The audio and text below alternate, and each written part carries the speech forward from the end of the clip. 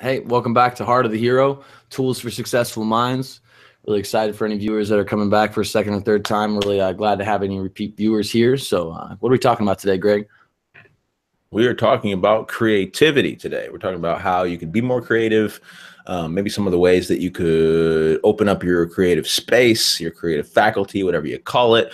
The thing that makes you actually do stuff and produce and make some, I don't know, art or interesting new ideas, that creative space, right? We kind of want to give you some perspectives today that will maybe help you see it, how it works in a new way, how you can grow it, get more of it, and actually use it in some different and interesting ways today.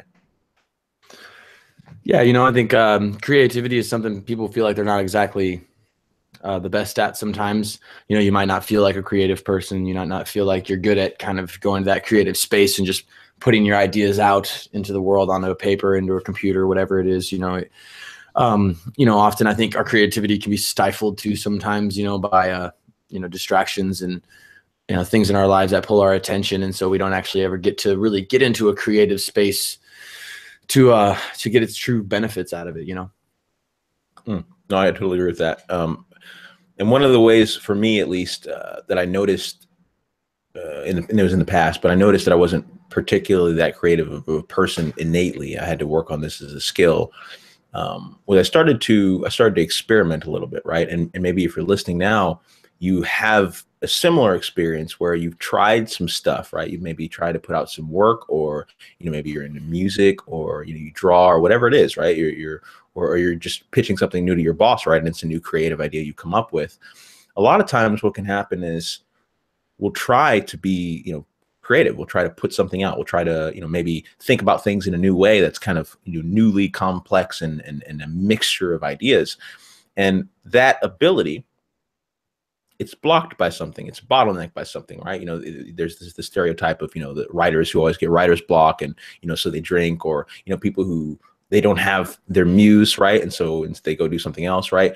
There's a lot of times this capacity in us, in people, and maybe you've experienced this, to where you want to be creative, right? And the types of things that you'd want to do if you had access to that creativity, but you're just not there yet. You don't know maybe how to close that gap, right? And it can feel kind of it can feel somewhat isolating, especially in the culture we're in now, because a lot of our attention is very, very heavily on highly creative people, right? Artists, musicians, entertainment people, like all these people are very creative people. And so when you compare yourself to that, it can feel kind of like you're diminished as a person in some ways.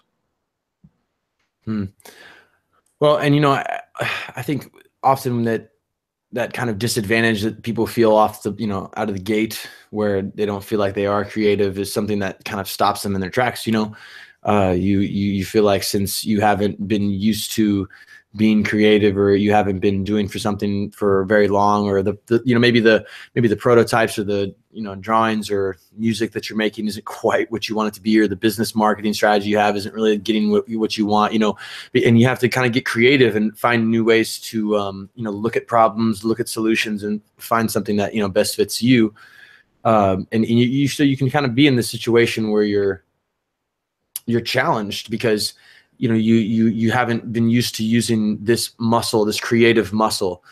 But it's something that can be developed through practice. But it's often when we're in that first startup stage, and that those first initial steps, the first initial tries at it, aren't going to be the very best. Those prototypes, those initial drawings are not exactly our best. They're the rough draft. You ever write papers in school, like the rough draft is not the end result. That's why they have a rough draft, so you can kind of get it out there. And so, I think sometimes people put too much judgment and too much critique on their own stuff sometimes, because you're just getting started, and you feel like you should be able to produce at a certain level or create at a certain level, and you're not able to pull that, and that's kind of frustrating, and you can kind of see that in your results. But it's it's a developed skill. So Yeah, and I think the first step to maybe moving towards developing it as a skill would really to recognize what it is you want to do. And I don't mean as like a long-term thing. I just mean creatively. Where would you like to be? Like, where, if you had the ability to maybe choose, if you had the ability to go in any direction you wanted creatively, what what outcome would make you happy? What outcome would you actually want? Like if you could choose, because if you don't know what you want to do creatively, meaning let's just take an example here they're fairly simple, right? Let's say that you are drawing, right?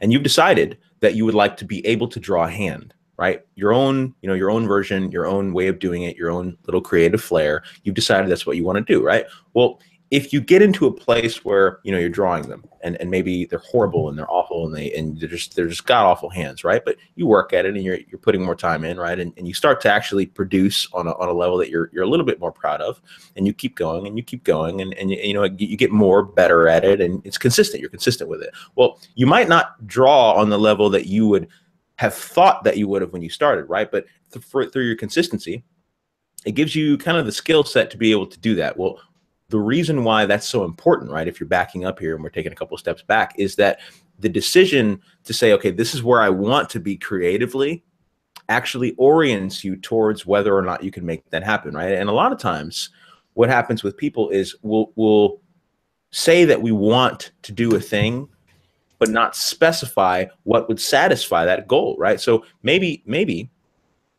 there's a person out there, and maybe you're listening now, and you could think of someone who's similar to this in your own experience, right? You have certain skills creatively that other people would be jealous of. You do certain things creatively that other people would want, right? They maybe haven't gained the ability to produce on the level that you have in a lot of areas and a lot of ways, right? And maybe you don't think that, maybe you don't know that, but you could at least see a person that you could see that you're jealous of, that you would like to be, right? And so it's like you have to first identify where it is you want to go creatively so you can even move in that direction at all. Well, I mean, I think to put that in real terms for some of the listeners, like for instance, like if I was at my manufacturing job that I had, I was, trying to impress my managers. Like, I feel like everybody can kind of empathize with that. They understand what it's like to have a job and have a supervisor, and their kind of future in the company depends on this person and how they think you're doing, and how, their judgment call on how good of a worker you are. And so there's this urge when you're wanting to climb to the top to, make sure that you're in good with those people. And so, you might be in a position where you say there's 3 of you who are all going for this manager spot that's coming up, right? And all of you are just like pretty much the same skill set, experience, and team member on paper, and how can you think creatively to give yourself an edge against these other people? Can you think about maybe going up and asking your manager, like, hey, what can I do to help? And is there anything I can do and stay late to help out? I just want to get some extra hours and help out the company or whatever. And just can you maybe plug in on some things that you guys have in common and try to bond with them and get a good rapport going, so he actually likes you and trusts you as a person, so that when it comes down to decide, you have that connection. I mean, those are the type of, like, that's just one example of like a way that being creative can benefit you, because you don't want to sometimes just the work ethic is not enough, because there's other people out there trying at it too. It's and you're competing for this. So there's a lot of examples in a lot of areas in our lives that we actually have to give this attention to, because it does have effect in a lot of areas. No, I think it kind of touches everything. It kind of it kind of moves through most of your life, at least to a degree. I think first, one of the things that we might want to do for some of the listeners is to actually define what it is, right? Because it's kind of a nebulous concept, right? We've used it so much, we've overused it, we've heard it in culture, we've seen it in film. It's like, yeah, the creative person, and there can be sometimes this there's this almost automatic association with creativity and the creative type, right? The person who is completely incapable of doing anything else, down to earth stuff, taking care of their job, coming to work on time, but they're creative, right? There's this weird dichotomy that I kind of want to decouple here, and the way we could do that is by talking about what the actual definition that we'd like to use, so that maybe you could understand it in a more fresh and easy to kind of understand way. So one way to easily define what creativity is, right, is and this is discussed in the book, I think, Think and Grow Rich. It's your ability to be creative is essentially all the information that you have, all the information you've acquired, all the things you've learned, all the perspectives you have, right? All that's stored in here somewhere, right? It's in your mind somewhere. If I ask you a question, right, maybe from fourth grade, fifth grade, sixth grade, seventh grade about some president or a date on something, you know that information, right? It'll come up. You just may not access it all the time. Well, what creativity is, right? And this is sort of called synthetic creativity, is your ability to synthesize a bunch of different ideas into something new, right? So maybe and here's a great example. We'll go back to the hands, right? Maybe you've seen 35 different hands, how 35 different hands have been drawn, right?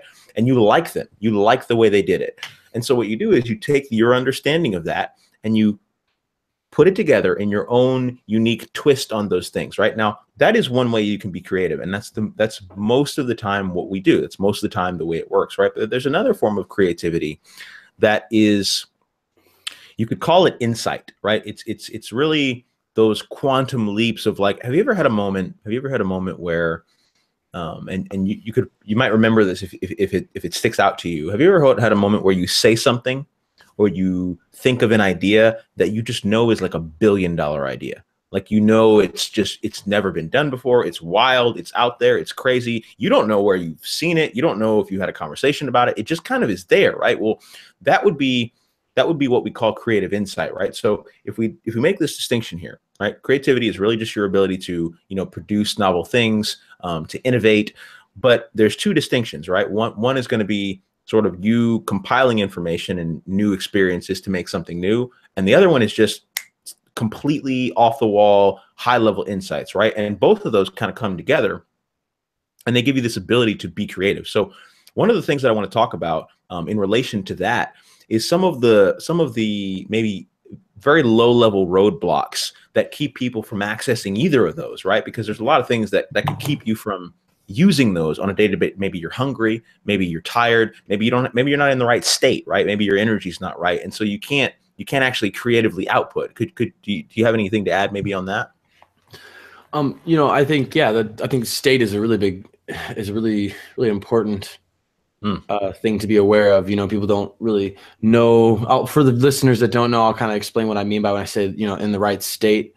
If you were to get a call and you won $10,000 in, public clearinghouses, and then, you had this big check waiting for you at your house, that whole ride home, you'd be like calling people, you'd be screaming, you'd be like yelling, blasting music, all excited, adrenaline would be pumping in your veins and all. You'd be just in this just viscerally excited state. Well, that's a state, it's a state of mind, it's a state of being. I'm not saying, and so there's times where, to flip that and to go negative, there's times where say you ever had like a really bad day, like you went to work, you woke up, the dog pissed on the floor, you got pulled over on the way to work, your manager yelled at you, you were late, you got a flat tire, all these things. It's just a bad day, just one of those days from hell. And when you get home and you sit down and you just are just frustrated and you're angry and you're just in this viscerally toxic state because you've had a really bad day and it's affecting you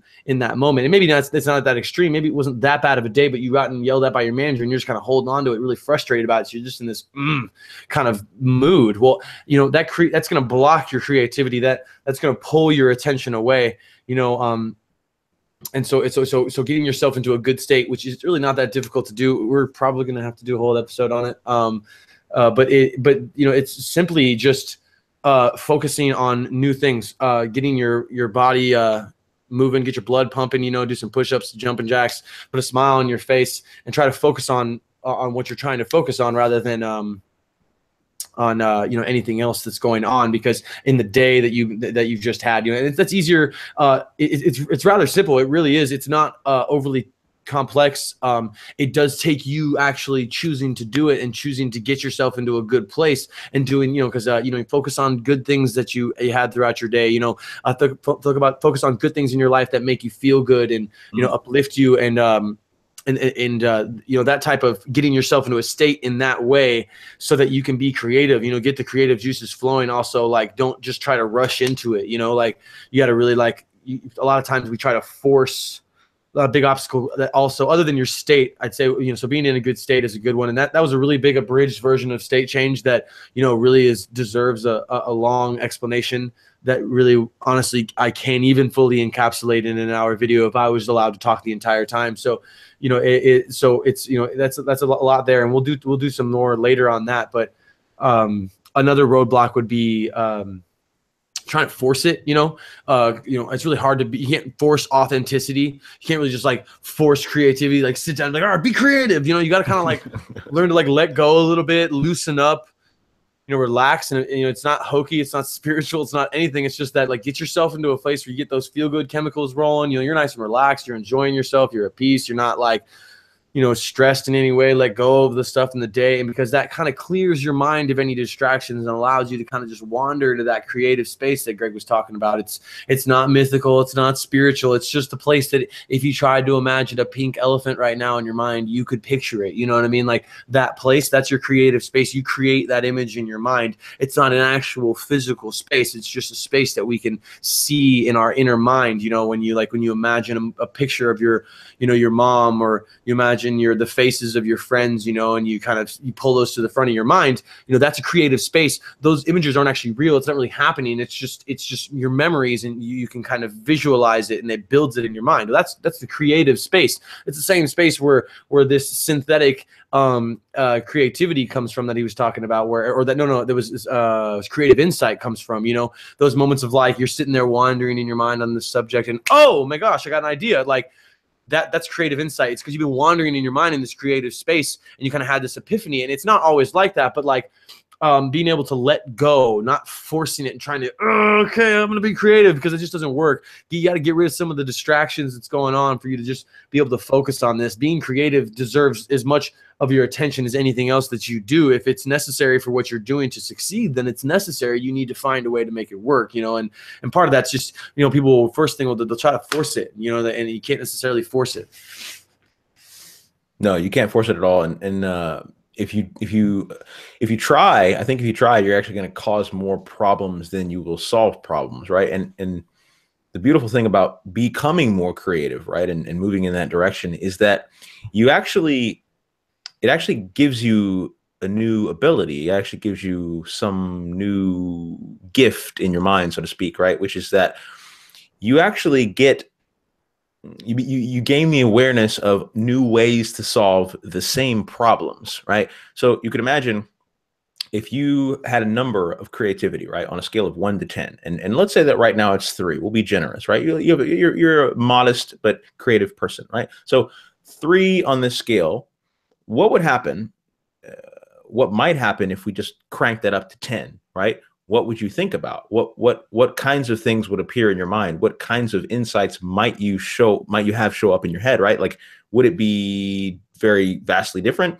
Would it be harder? Would it be easier? Well, these problems that you have now, a lot of them come from a place of having a lack of creativity, right? A lack of creative thinking. Let's say that let's say you're trying to talk to someone in a new way, right? Or you want to go on a date and you don't have any money, or your boss tells you to do something and you don't really know how to do it because you've never done it before.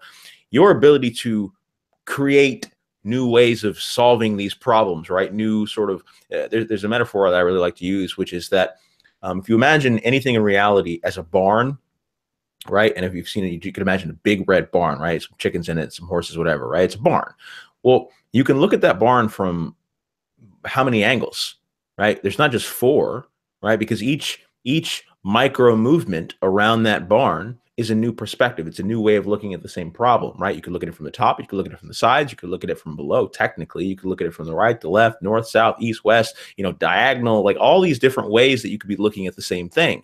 Well, your ability to sort of shift different perspectives, it's what fuels your creative space. Like, it's what fuels your creativity. Because if you only look at things in the same way every time, right, you'll never be able to think of them in any different ways. You'll never be able to move beyond the ways that you see things now. But the more that you think, well, what if? Well, what would happen if? Well, maybe all these thoughts start to come up, and these new insights start to come up. So a lot of creativity, a lot of the main roadblocks that you'll have have to do with your energy levels, right? Because your energy is how you're actually going to output into the world, but also the way that you're viewing things right now. If you view them through this very small lens of this is how they are, this is how they must be, I'm not creative. Well, if you don't think that you are creative, and if you can't even remember a time, right? If you can't even remember a time where you were creative and it worked out for you and it went well and you were happy, if you couldn't remember that, how would you become creative then? How would that just magically show up? It won't. It can't, because if you don't believe the thing is possible, you're not going to take any steps to move in that direction, right? You won't go, buy the canvas, or you won't go call the person, or whatever it is, right? Like you wouldn't do that. So a lot of this is really letting go of maybe some old mindsets and patterning and all this kind of stuff that keeps you believing that you can't be creative. Because what if you could? Like, what if you actually could do that? Well, I mean, and that's a big thing there. You said right at the end is the mindset that you're in. If you're in this negative, it's funny because when it comes to things that like creativity, people will kind of assume that different rules apply. It's like that different rules apply to, your mind and how you should go at this problem. It's a kind of like, oh, well, I've just never been creative. I don't even know what that means. And so I can't even know. It's an obstacle. It's something that you must get over. You must do. It's required of you, because if you wasn't required of you, then you wouldn't need to worry about this. But if you are in a position where you have to use creative thinking to, in your job or in what you enjoy doing, following your passions, whatever it is, if you're in a position where you have to think creatively, you have to be able to, like Greg said, look at things from a different perspective. And the limiting perspectives that we have, if you have too many limiting mindsets and limiting beliefs about yourself, then you're not able to see that barn at the same amount of perspectives as somebody who is able to shed their limiting mindsets and look at the problem from all angles. It doesn't necessarily mean that all of these are how they are going to view it or going to draw it, or what perspective they're going to choose to look at it from. But if you only are able to see the barn for the roof and the four walls, then you're not as creative, and you're limiting yourself from being as creative as people that are able to look at their own personal situation and find a different perspective and different way of viewing this that allows them to come up with a solution that works, that gives them the desired result. Mm. What do you mean? What do you mean specifically when you say it allows them to come up with a solution? Are you saying that the ability to be creative is actually what's generating your solutions thinking? Is that what you mean? No, I mean, what I mean is if you've kind of come into, so if you come to a problem where it's, you're at work and you're with a friend, or a conflict, with somebody, your manager, a friend, a family member, a project manager, you have to come up with some solution, right? Like, and you kind of can't really come up with anything.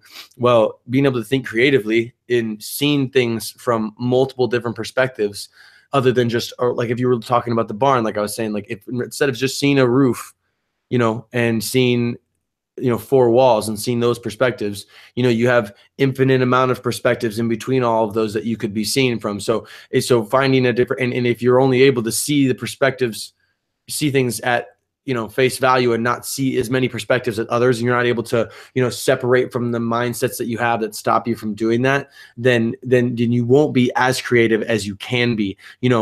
So I guess to summarize, it would be that learn, be self-aware, and understand the views of yourself, and your own image of yourself in your head, and make sure that some of the what you're thinking about yourself and saying about yourself isn't just limiting you from even overcoming this or trying to be creative.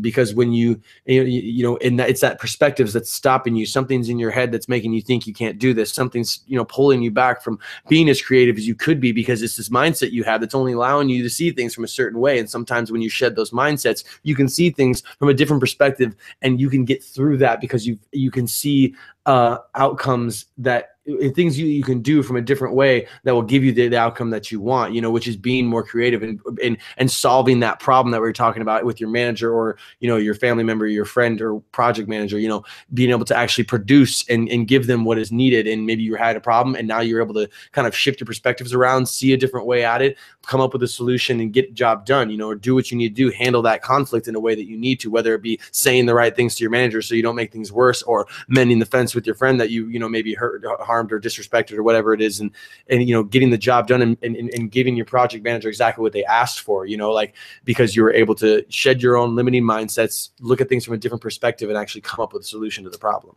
I think that just ties into being creative. It's like it's just a very realistic way that you can use creativity to enhance your own life, you know? No, and I think that might be innate to some people.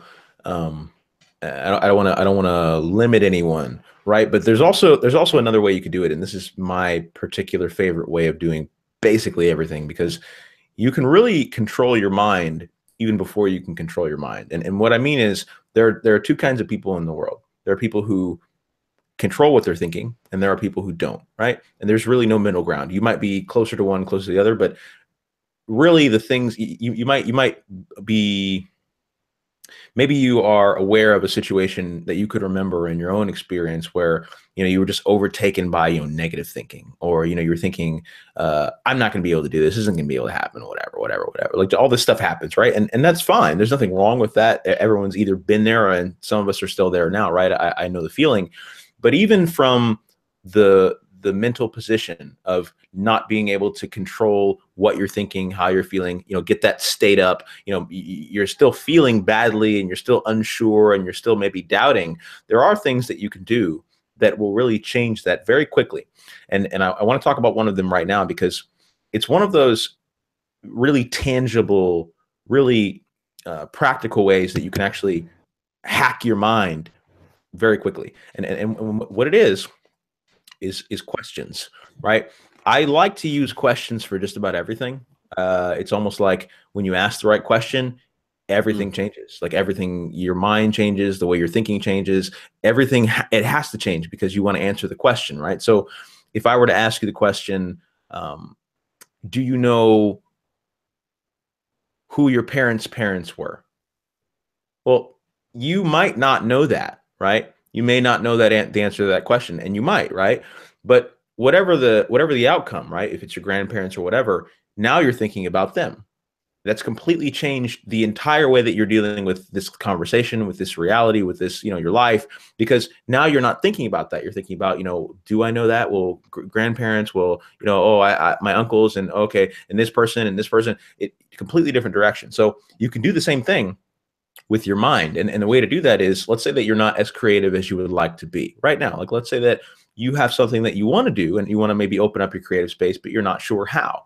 The first thing to do, and you could imagine a pyramid, right? I like to use triangles, right? So, you know, just flip it upside down. You can imagine at the very bottom is the question that you need to get yourself opened up. It's the question that you need to actually get yourself thinking in the right direction. And that question most often is there a way that I could think about this differently? I'll say that again. Is there a way that I could think about this differently? And what that question allows you to do, if you actually think about it and say, okay, so I'm not creative. Let's say that comes up. I'm not a creative person. Okay. Is there a way that I could think about this differently? And you actually think about that. Well, you could think, I'm not a creative person right now because I'm tired.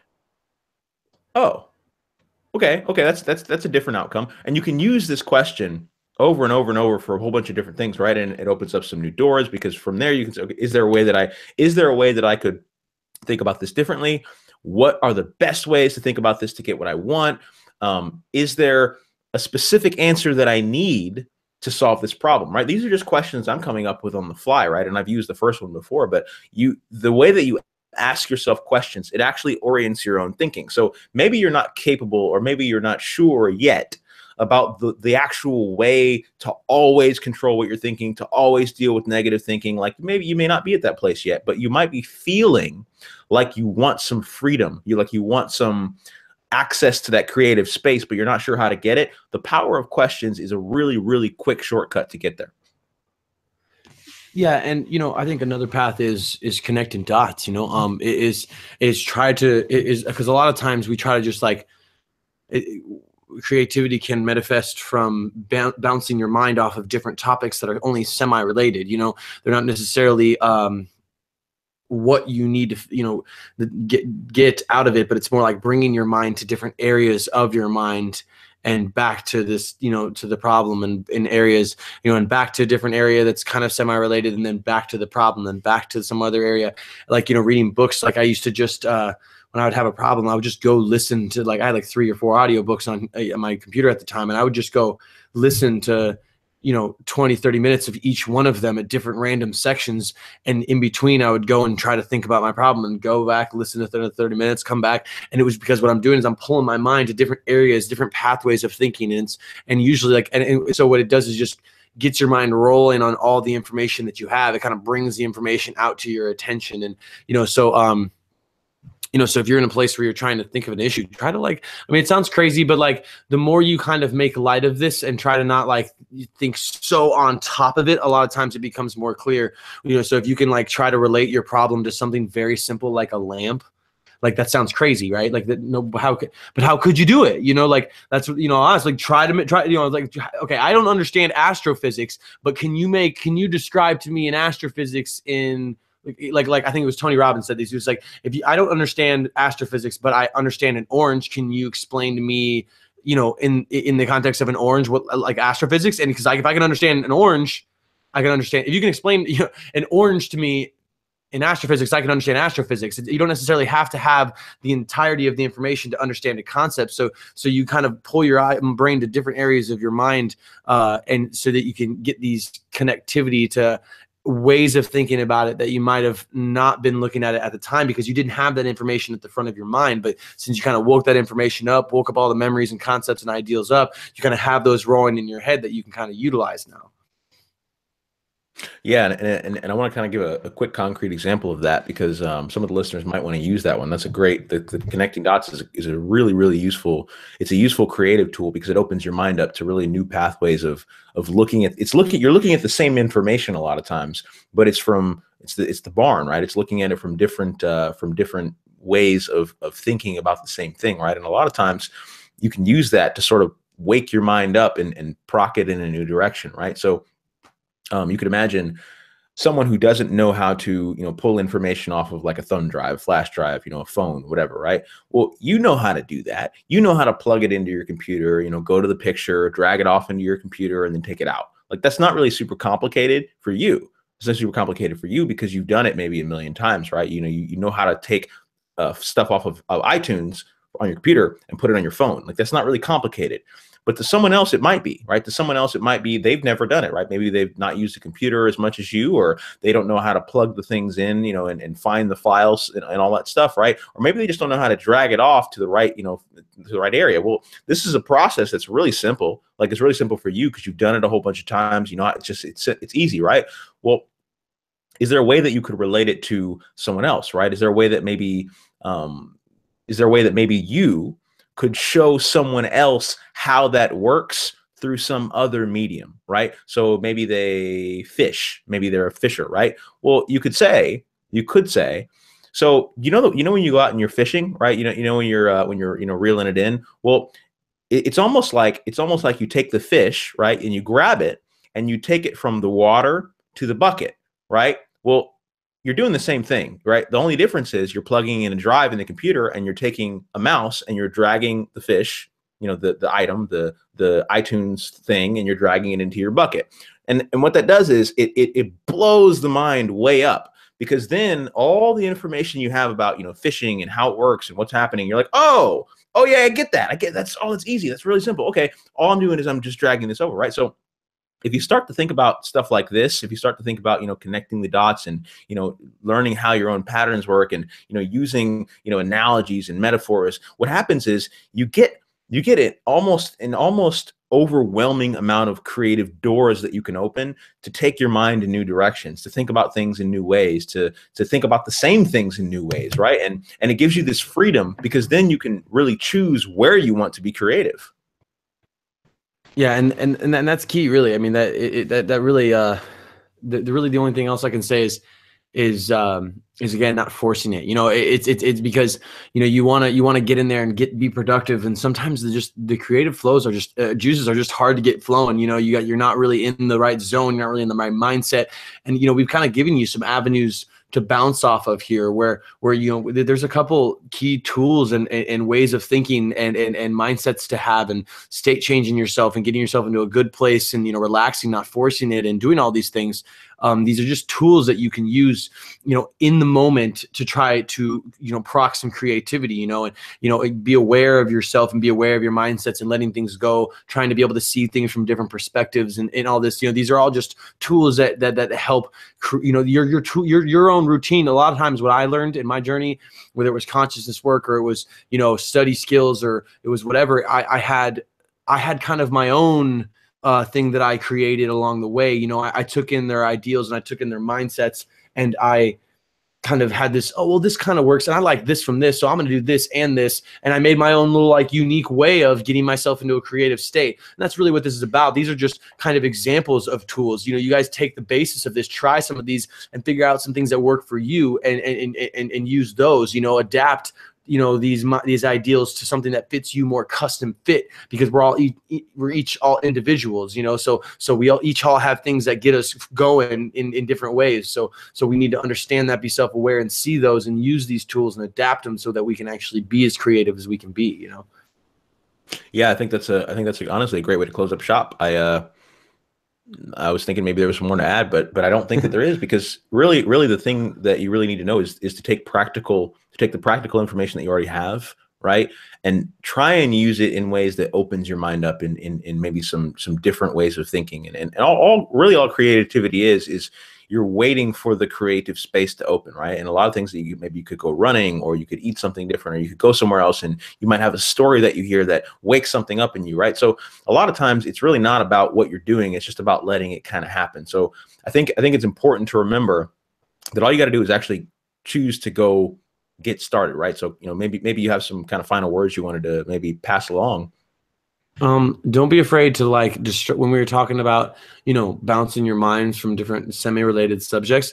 Don't be afraid sometimes when you're stuck to just take your mind to a completely unrelated area. You know what I mean? Like go watch a cartoon show. You know what I mean? There's times where I'll literally just stop because I'm just so on top of this and close to it that I can't even see it, that I'll just break and just go and watch TV, or go watch some really crazy video or some crazy stunt video, just something that just gets me excited or entertained in some different way, and then come back to the topic, because that break can sometimes give you a refresh. And that's probably all I got.